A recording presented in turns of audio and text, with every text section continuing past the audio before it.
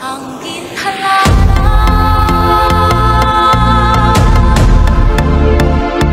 aton halaran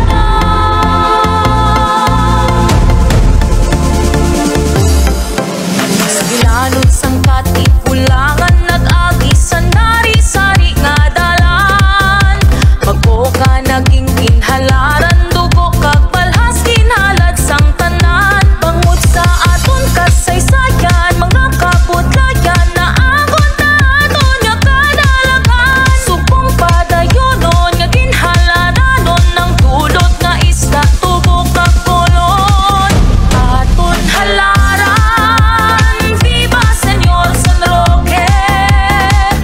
ang ginhalaran nuestro patrono socorre ang istorya sang aton banwa sa diin kinkilala sa tatlo ka pangabuhian magsinggit kag palakpakan tatak ginhalaran pagahon kami nagkapanaw sa lawot sang baybay sa tagsa kaadlaw pagabot sang hulbutero sa pala-pala sari-sari ang isda sa kada bandyera tidlak sa madlaw sa pagkuktaw gimbati sang garakak sundang pang-ani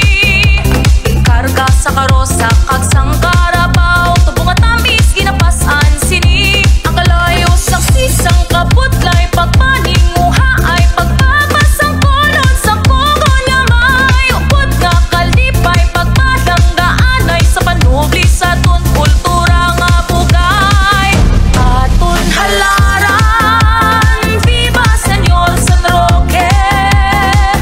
ang ginhalaran nuestro patrono socorre ang istorya sang aton banwa sa diin kinkilala sa tatlo ka pangabuhian magsinggit kag palakpakan tatak ginhalaran sa umaman o baybayon isa amon tagipusoon kadi kamo